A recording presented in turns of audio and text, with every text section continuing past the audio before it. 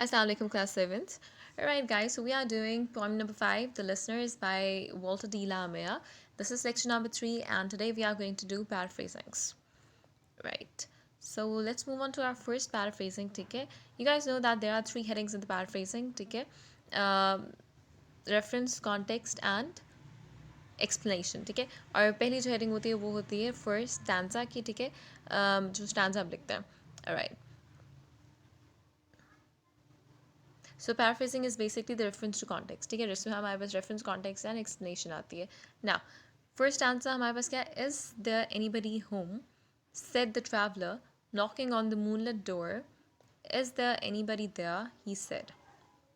Alright, आप first line लिखेंगे और एलिप्सिस डाल देंगे. एलिप्सिस यू नो के डॉट्स होते हैं, ठीक है, कॉन्टिन्यूस फॉर्म होती है रिटन लैंग्वेज की, लेकिन उसकी जगह आप जब डॉट्स डालते हैं, ठीक है, तो हमें पता चल जाए वो कॉन्टिन्यू है, ठीक है.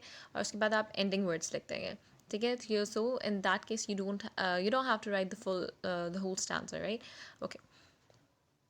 Now the reference, आप reference में क्या लिखते हैं? You guys are going to write the name of the poem, the name of the poet and a little introduction about the poet, ठीक है. और context में आप लोग क्या लिखेंगे? Context में आप लोग लिखेंगे a little introduction about the poem, ठीक है. Basic lines और important lines about the poem, about the story, ठीक है. Important lines लिखेंगे, any important character को डिस्कस कर देंगे, और बाकी जो explanation है वो आप डिस्क्राइब करेंगे stanza के accordingly आप डिस्क्राइब करेंगे, ठीक है. उन्हीं वर्ड्स को, उन्हीं phrases को आप आगे डिस्क्राइब करोगे डिटेल मेथड में.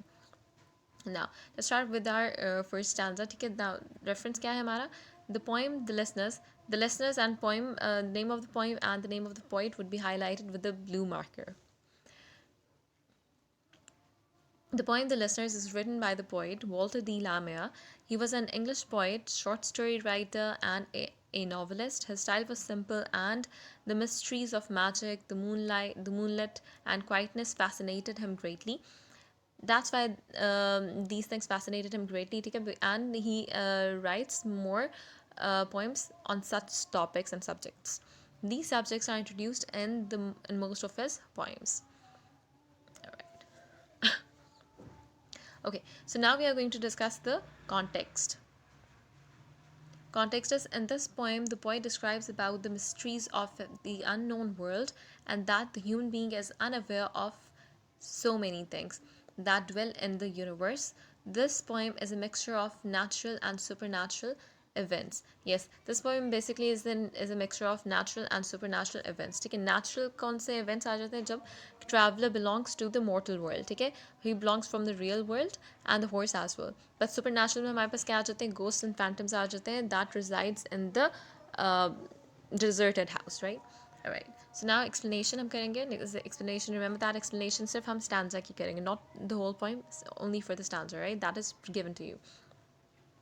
In the first stanza, the poet says that the traveler is knocking on a moonlit door at night, and the place is filled with silence. Yes, there was silence all around, and it was a night time, okay? And they were standing in the forest. The house was basically in the forest. Here the poet paints the picture of the horse as it champed the grasses. Champed means he was chewing the grasses, okay? Grass. This sound would be deafening, extremely loud. Deafening means extremely loud, okay? When when the horse was chewing the grass, the chewing of the sound, he was making a loud noise that time while chewing the grass. And the silence. In this poem, the poet makes the reader feel the tensed expectations of the traveler as he waits to see if someone will open the door. The noise of the horse's hooves on the ground is emphasized by the feet that they are standing on a forest ferny floor, ठीक है. जो horse के जो अपने पाँव से वो शोर मचा रहा था, ठीक है, जो he was walking here and there, ठीक है. सो उसे पता चल रहा था कि जो फॉरेस्ट है उसका फर्नी फ्लोर है, ठीक है, वहाँ पर ग्रास है, तो वो ग्रास की भी आवाज़ आ रही थी.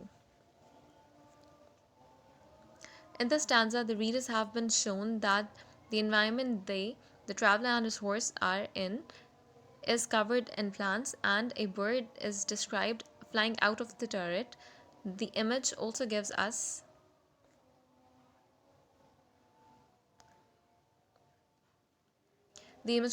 a quite scary imagery. Yes, the image also gives us a quite scary imagery because suddenly the bird flies out from a direct, ठीक है, and it was a night time, so it was silence all around, so it gives us a kind of a scary image. The traveler then decides that he will smote hit harder. Smote means bracket में meanings लिखे हैं, ठीक है, तो आपने भी meaning साथ में लिखने हैं अपनी कॉपी में. तो smote means to hit hard upon the door again, and again the traveler calls out, is there anybody there?